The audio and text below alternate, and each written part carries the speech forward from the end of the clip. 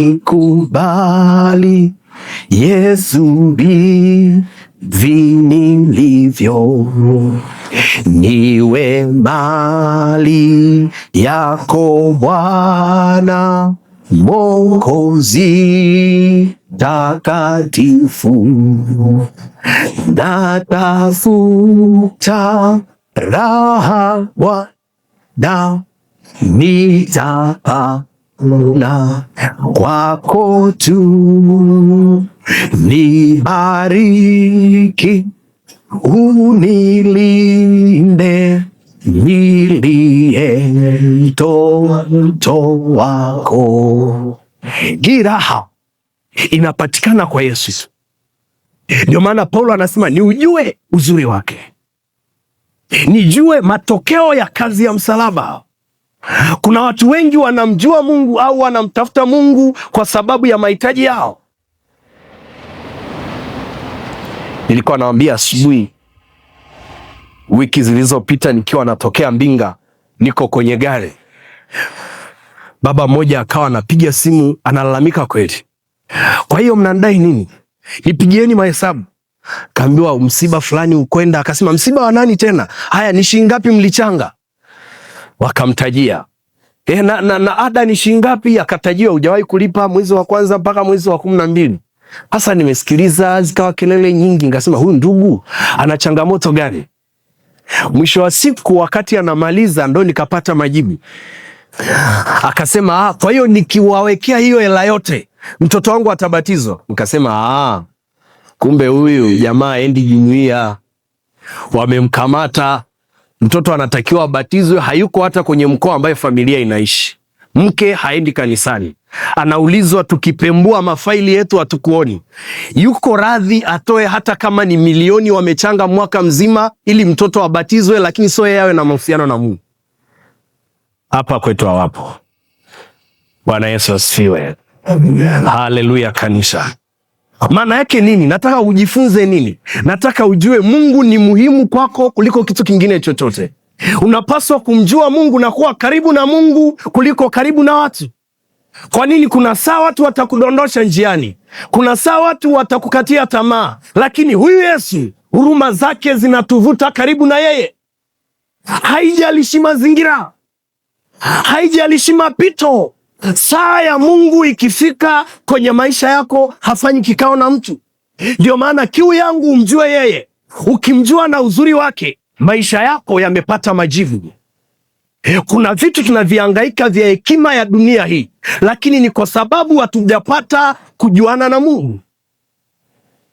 Ndio maana Ayubu akasema nikujue wewe, maana nilisikia habari zako, lakini sasa naona. Ninatamka mbele ya kiti cha Mungu kwamba Mungu akufungue macho yako ili upate kumwona yeye, upate kujua uzuri wake, upate kuyafurahia mapenzi ya Mungu, ili kila hatua ya maisha yako useme kama si Bwana aliyekuwa pamoja nami, Israeli na aseme sasa. Bwana Yesu asifiwe. Unasema mwalimu, unaongea nini? Ulishawahi kufuatilia habari ya wale wezi walisulubiwa na Yesu pale msalabani? Mmoja kushoto, mwingine kulia. Yule mmoja alimdhihaki, akamwambia jiokoe wewe na nafsi yako na sisi pia, kwa sababu ulitenda miujiza, kwa sababu ulitenda vitu vingi. Hebu jiokoe, utuokoe na sisi. Cheki yule mwenzake akasema, haujui unalolisema. Huyu amesulubiwa pasina kosa, lakini sisi tuna makosa. Akamwambia nikumbuke utakapoingia katika pepo. Yesu akasemaje? Si swala la kuingia peponi, ni swala la sasa hivi utakuwa pamoja na mimi. Ninataka kukuambia nini? Rehema za Bwana, huruma za Bwana zikija mbele yako, si swala nikajiandae kesho, ni sasa hivi. Mungu anataka akutane na wewe na anahitaji moyo wako. Ndio maana alimwambia leo hii, muda huu, majira haya utakuwa na mimi peponi. Ni wangapi mnaujua msalaba wa Yesu? Lakini huo msalaba mpaka leo haujawahi kuleta matokeo kwenye maisha yako. Kama umbea hujaacha huko vile vile, kama mambo ya ajabu hujaacha huko vile vile, kama uzinzi hujaacha huko vile vile. Kuna watu mpaka wamekosa raha mtaani kwa ajili yako. Mjue Mungu ili uwe na amani.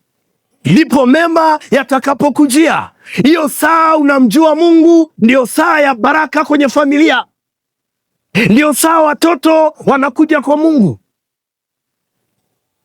Kama ni ndoa imekushinda, nataka nikuambie, katika kumjua Mungu, Mungu anaweza zaidi ya mume wako, anaweza zaidi ya mke wako, anaweza zaidi ya matatizo unayopitia. Ndio maana Daudi akasema kwenye Zaburi ya 27 mstari wa 4, neno moja nimelitaka kwa Bwana, nalo ndilo nitakalolitafuta, nikae, oh my God, nikae nyumbani mwa Bwana siku zote za maisha yangu. Wako watu wapya wapi ambao wako tayari kusema nikae nyumbani mwa Bwana? Uvumi ukija, msingi wako umejengwa katika Kristo mwenyewe. Ndio maana Martin Luther hawakumwelewa. Alipogundua siri ya kumjua Mungu, alibandika hoja 99.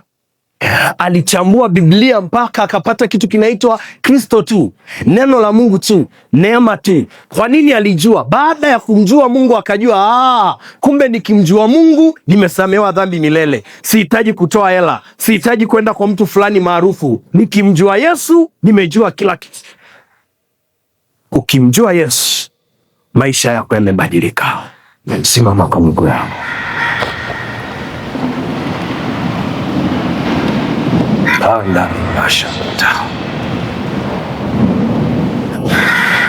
Yesu yuko mahali hapa.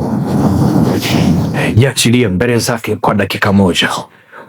Mwambie Mungu, nisaidie kukujua wewe, nisaidie kukujua wewe. Maisha yetu yamebaki bila kitu kwa sababu hatutafuti kumjua Mungu, hatusomi hata hilo neno la Mungu, hatushiriki na familia kuomba.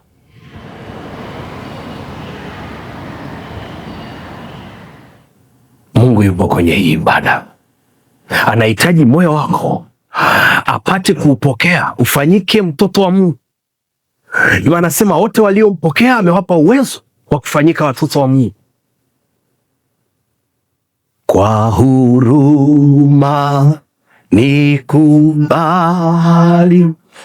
Yesu hivi nilivyo, niwe mbali yako Bwana Mwokozi takatifu, natafuta raha Bwana, nitaona hapo tu. Nibariki, unilinde, nilie mtoto wako. Nitakwenda njia zangu nikikutumaini, unishike nisiweze kukuacha daima. Natafuta raha Bwana, nitaona kwako tu. Nibariki, unilinde, nilie mtoto wako. Funika macho.